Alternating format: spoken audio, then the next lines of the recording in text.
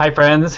It's the Circle of Hope Pastors here for our weekly attempt to answer questions that people have asked us. So, someone asked us one time or another, are you really angry with me when I don't show up?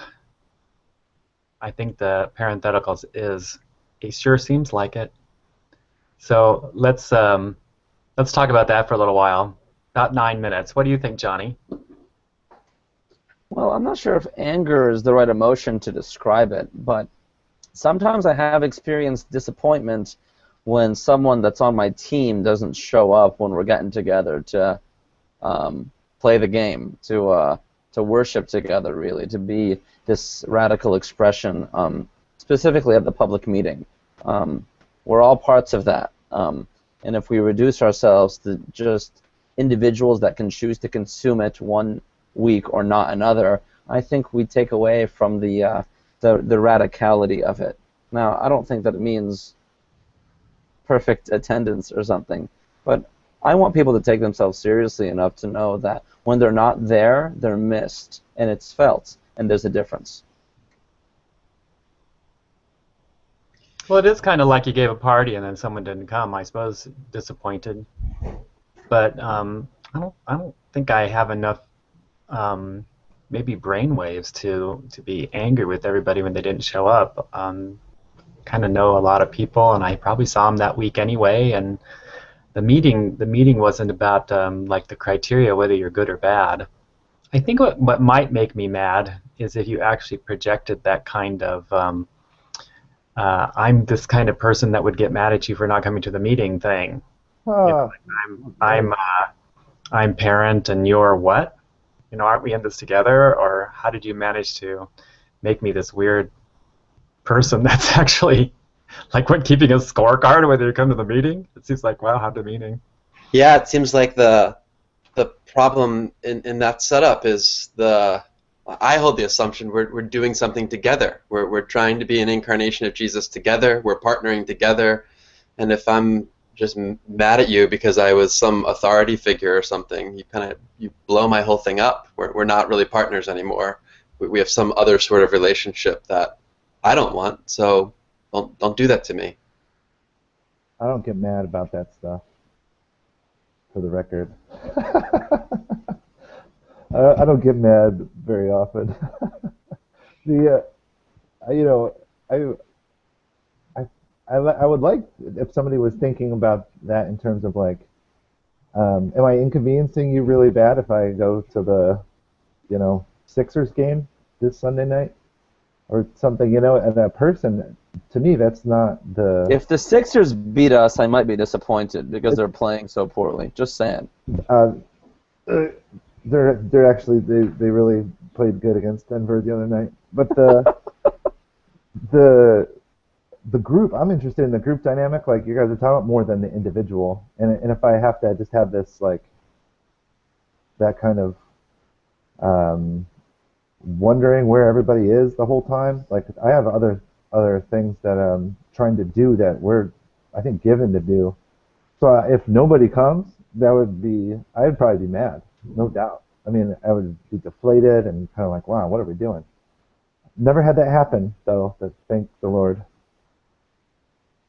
Well, and that centers on, for me, I want you there. Whatever meeting that we're having together, whatever party we're throwing, whether it's the public meeting or a leadership team meeting or something that we're doing to plan together, when you don't show up, the disappointment is because I really want you there. I want you to do it. I want to do it with you. I want to be in it together, and I don't get the chance to be in it together when everybody's not at the table. The table's really big. Let's all be at the table. It's a lot more fun that way.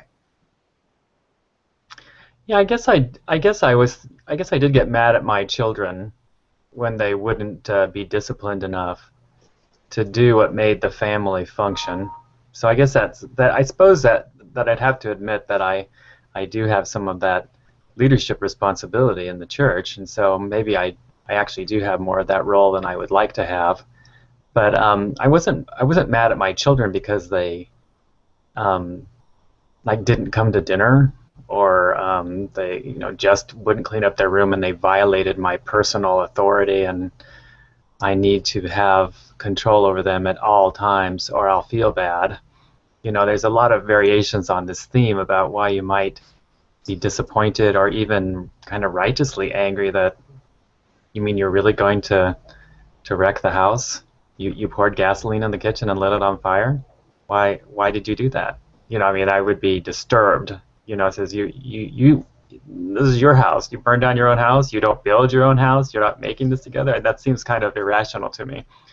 That you would have that capacity and then why aren't you doing that?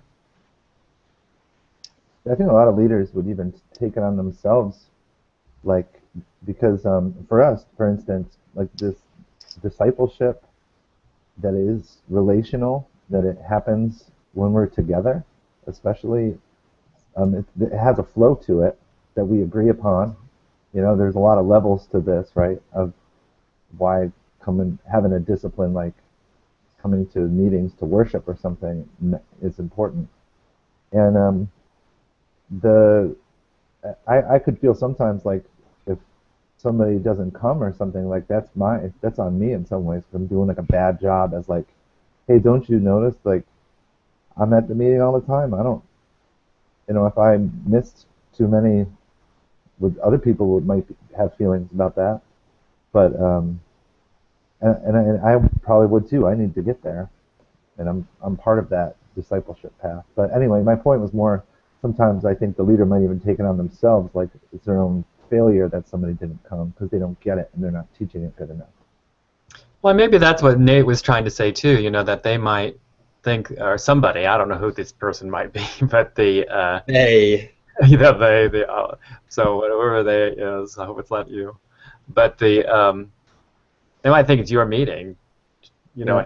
and your job is like to get people to come to the meeting, and their job is to decide whether they want to or not, and that's kind of what it gets reduced down to, is like the church actually is the meeting rather than the meeting expresses the church. True. We can't just make a rule that everyone needs to follow and that we're the only enforcers of it. There's a problem with that. The community doesn't work if it's not held together by love. It's an expression of love, even showing up to a meeting.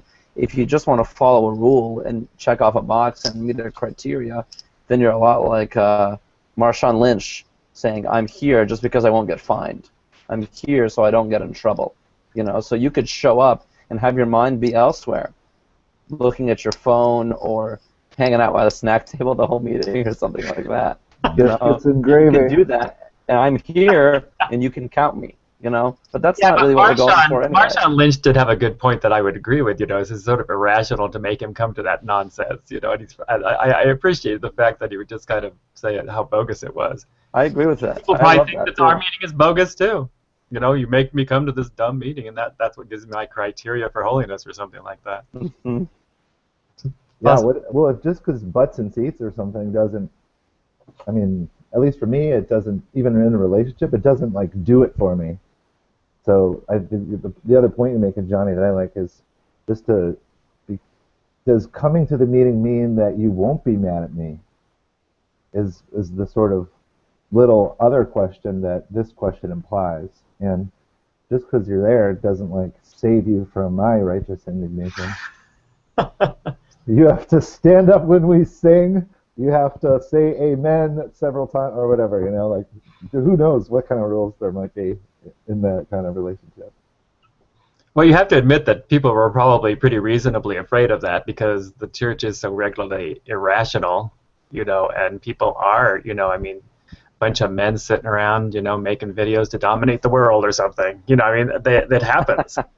So I think there probably have to be at least a little bit convinced. I'm not a very good meeting goer myself. If you offered me a meeting and said that's what you should do because it's really great, I probably wouldn't go. I don't go to our meetings because they're like fabulous or something, or because I care.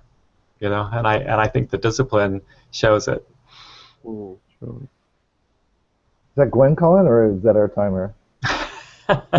that was the timer. Uh, I'm sure she'll be calling shortly, but no, that was the timer. So time's up. We'll call it at that. Thanks for listening. Thanks for coming to the meetings, and thanks for coming to this meeting. You got through 10 minutes of a meeting, so I hope it didn't do anything too bad to you, and that you will share this around and talk about it if you like. We would think that would be a good reason to make more.